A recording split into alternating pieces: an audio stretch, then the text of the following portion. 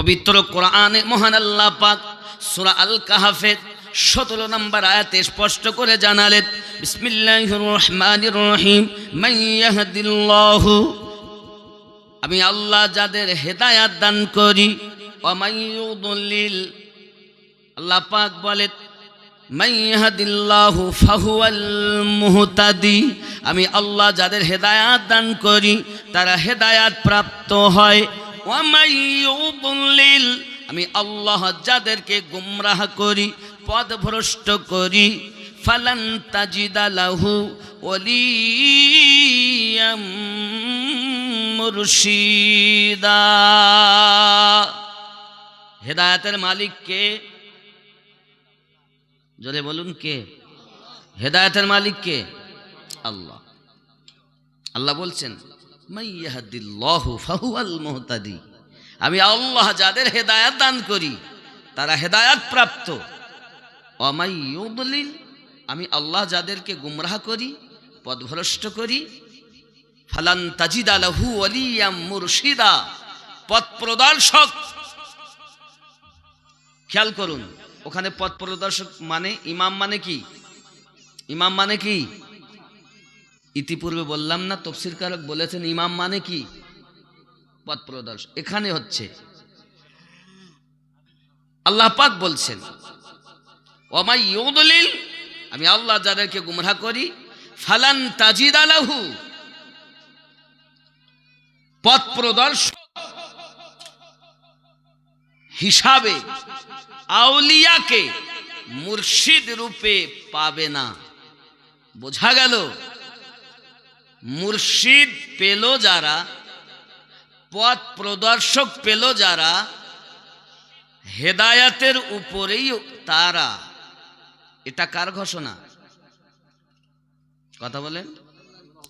এখন যদি কেউ বলে আমি মুর্শিদ মানব না, তো আমরা বুঝে নেব আল্লাহ পাক আপনাদের কপালে হেদায়াত লেখে না, ঠিক না?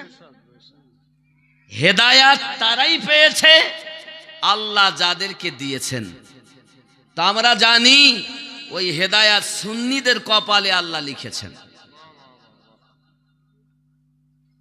কিয়ামতের দিন আল্লাহ ডাকবেন প্রত্যেক কওমকে। সে যদি ভালোর উপদেশ দেয় ভালো, খারাপ দিলেও খারাপ, সেও আপনার পথ প্রদর্শক, তার সঙ্গেও আপনাকে উঠতে হবে।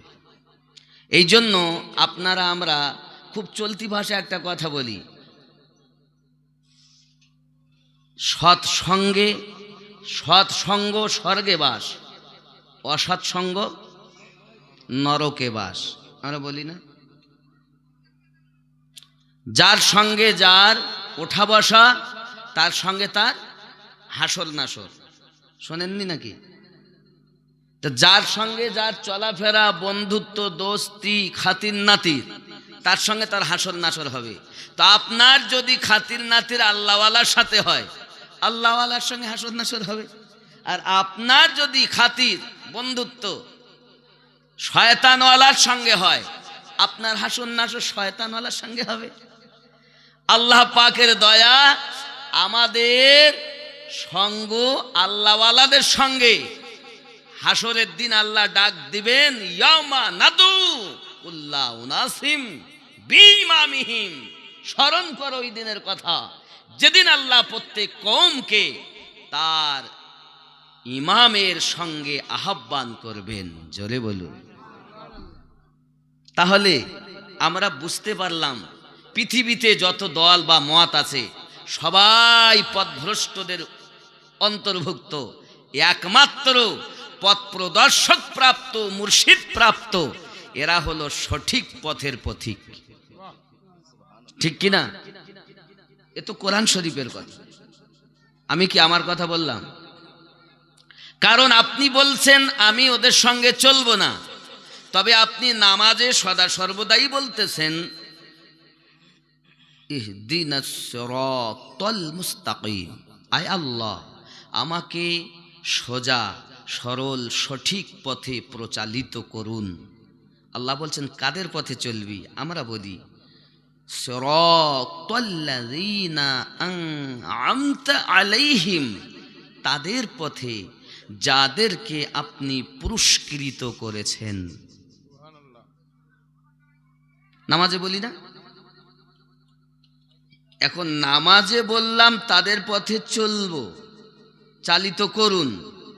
আবার বলেছি গায়রিল মাগদুবি আলাইহিম ওয়ালাদ-দাল্লিন, তাদের পথে নয় যারা অভিশপ্ত হয়েছে, লানত প্রাপ্ত হয়েছে, বহিষ্কৃত হয়েছে, তাদের পথে চালিত করবেন না। আল্লাহ চালান তাদের পথে, সিরাতাল্লাযীনা আন'আমতা আলাইহিম, আপনার নিয়ামত প্রাপ্ত ব্যক্তিদের পথে আমাকে চালিত করুন। আর নামাজ থেকে বাইরে এসে ওদের পথে চলবো না, তার মানে কর্মে এক, কথায় আর এক, কাজে আর এক, কথায় এক, কাজে আর এক। একে কি বলে? মুনাফিক।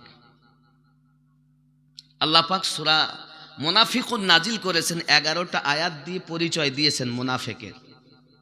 আমার গস ওয়াহাদি রহমাতুল্লাহ আলাই সেটাকে বাংলা করে বলছেন, মুখে হাসি মনে কালি, ওগো মুনাফিক যে জন,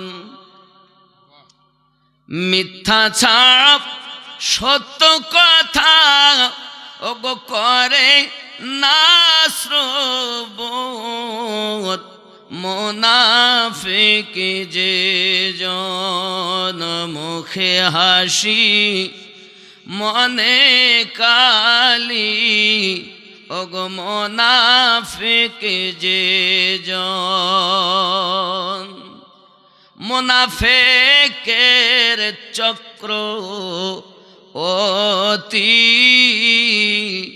যেন ভাঙন ধরা নদীর গতি রে, ওরে মুনাফিকের চক্র অতি যেন ভাঙন ধরা নদীর গতি রে, শয়তান হতে কঠিন অতি, ওরে মুনাফিকের মন, মুনাফিক যে জন, মুখে হাসি মনে কালি, ওগো মুনাফিক যে জন, পিছে গীবত করে যত, সামনে এলে কাঁদে তত রে,